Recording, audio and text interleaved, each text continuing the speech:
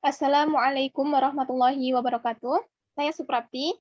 Di sini saya akan menjelaskan tentang kasus manajemen laba yang terjadi pada Bank Syariah Mandiri dan juga Bank Muamalat Indonesia. Manajemen laba ini diteliti oleh Dr. Andes Sri Patmodjo, MBA. Baik, langsung saja. Latar belakang munculnya manajemen laba pada sebuah perusahaan. Dalam praktiknya, pemilik perusahaan dibantu oleh pengelola perusahaan, yaitu manajer, dengan kewenangan mengelola dana pemilik dan pengambilan keputusan perusahaan lainnya, yang memungkinkan munculnya konflik kepentingan antara stakeholder sebagai pemilik dan manajer sebagai pengendali perusahaan. Dari konflik kepentingan inilah timbul sebuah teori yang mengemukakan asumsi bahwa masing-masing individu semata-mata termotivasi oleh kepentingan dirinya sendiri. Teori ini kemudian dikenal dengan agensi teori. Kemudian berdasarkan perbedaan kepentingan antara agen prinsipal inilah, maka muncul suatu praktek manajemen laba. Meskipun teori perbankan syariah beroperasi dengan sistem bagi hasil, dalam prakteknya terdapat kemungkinan bank syariah melakukan kebijakan manajemen laba.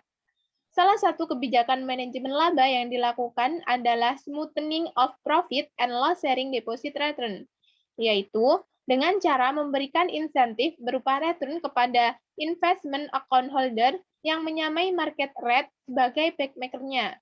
Selain itu, kebijakan ini juga sering dilakukan dengan cara manajemen bank dana cadangan yang diambil dari porsi alokasi IAH dari periode akuntansi terdahulu. Sehingga situasi ini akan berpotensi meningkatkan potensi asymmetric information bagi stakeholder perbankan syariah. Meskipun secara teoritis perbankan syariah beroperasi dengan sistem bagi hasil, dalam prakteknya terdapat kemungkinan bank syariah melakukan kebijakan manajemen laba. Hal ini terkait dengan permasalahan tingkat akuntabilitas dan transparansi penggunaan dana nasabah atau investment account holder dan juga pemilik perusahaan. Mengukur ada tidaknya manajemen laba pada bank syariah. Penelitian ini menggunakan pendekatan total accrual untuk mengakui ada atau tidaknya manajemen laba yang terkandung dalam laporan keuangan perbankan syariah. Penelitian ini menggunakan rumus total accrual dari Haley yang tercantum dalam Arvani dan Sasongko.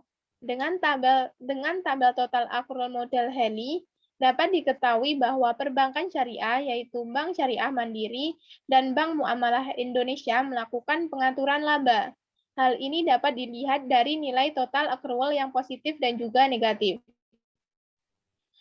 Dari tabel rata-rata total accrual dengan model Haley pada tabel 3 menunjukkan bahwa nilai min total accrual dan perbankan syariah pada tahun 2002, 2004, 2005, dan 2006 adalah positif. Sedangkan pada tahun 2003, nilai min total accrual perbankan syariah negatif. Hal ini berarti bahwa hipotesis yang menyatakan adanya manajemen laba pada laporan keuangan perbankan syariah diterima. Nilai min total accrual yang positif berarti bahwa perbankan syariah melakukan manajemen 64 laba dengan cara menaikkan laba yang dilaporkan. Sebaliknya, nilai min total accrual yang negatif menunjukkan bahwa perbankan syariah melakukan manajemen laba dengan cara menurunkan laba. Berikut adalah tabel rata-rata total accrued model Haley. Di sini terlihat nilai untuk tahun 2002 sebesar 0,3987, kemudian tahun 2003 minus 0,0564, 2004 sebesar 0,2185, 2005 sebesar 0,1273, dan 2006 sebesar 0,1652. Pada tahun 2003, nilai total accrued perbankan syariah bernilai negatif, yang berarti perbankan syariah melakukan manajemen laba dengan cara menurunkan laba. Ada berbagai kemungkinan yang melatar belakangi hal tersebut. Salah satunya berkaitan dengan pernyataan efektif dari Ketua Bapepam dengan suratnya nomor S254/5/PM 22 Oktober 2003. Surat tersebut menyatakan bahwa tertanggal 22 Oktober 2003, Bank Muamalat berhak dengan nilai nominal 200 miliar. Berdasarkan surat tersebut, terhitung dari tanggal 3 November 2003, obligasi bank yang beredar telah dicatatkan di Bursa Efek Surabaya. Hal ini sejalan dengan penelitian Gumanti pada tahun 2001. Penelitian tersebut menguji fenomena manajemen laba di Bursa Efek 1995 dan 1997. Hasil penelitian ini menunjukkan bukti adanya upaya pemilik perusahaan untuk menaikkan tingkat laba ditemukan pada periode 2 tahun sebelum go public, tetapi tidak ditemukan pada periode setahun go public yang diindikasikan oleh lebih banyaknya perusahaan yang memiliki nilai discretionary accrual yang negatif. Kemungkinan lain manajer melakukan manajemen laba dengan cara menurunkan laba pada tahun 2003 adalah untuk menurunkan beban pajak yang harus dibayar oleh perusahaan. Hal tersebut masih harus dibuktikan. Untuk itu, perlu telah dan berdasarkan pengujian selama 5 tahun, pengamatan total accrual perbankan syariah lebih kecil, lebih rendah nol. Kesimpulan, laporan keuangan berarti bahwa hipotesis yang menyatakan terdapat manajemen laba pada laporan keuangan perbankan syariah tersebut diterima.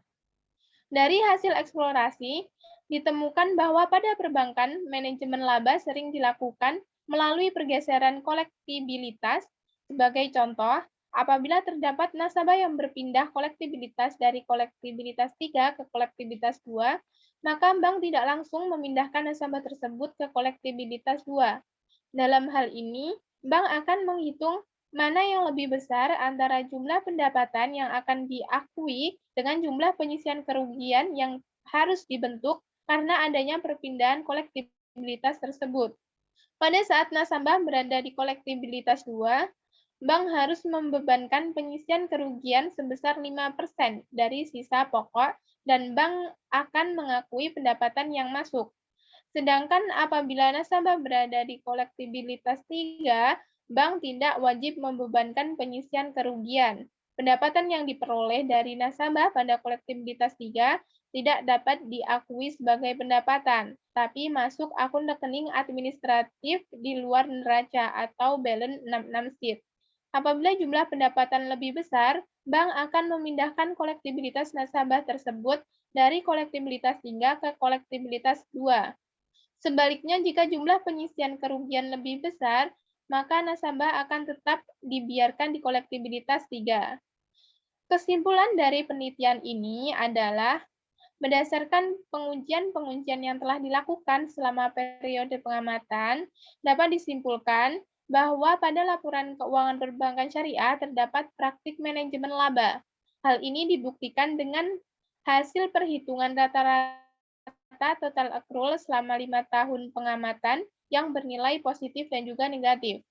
Nilai rata-rata total accrual selama 5 tahun pengamatan adalah 0,3987, negatif 0,056, 0,2185, 0,1273, dan 0,1652. Nilai rata-rata total accrual positif menunjukkan terdapat manajemen laba pada laporan keuangan perbankan syariah dengan cara menaikkan laba. Sebaliknya, nilai rata-rata total accrual negatif menunjukkan bahwa terdapat manajemen laba pada laporan keuangan perbankan syariah dengan cara menurunkan laba. Demikian yang bisa saya sampaikan. Ada kurangnya saya mohon maaf. Wassalamualaikum warahmatullahi wabarakatuh.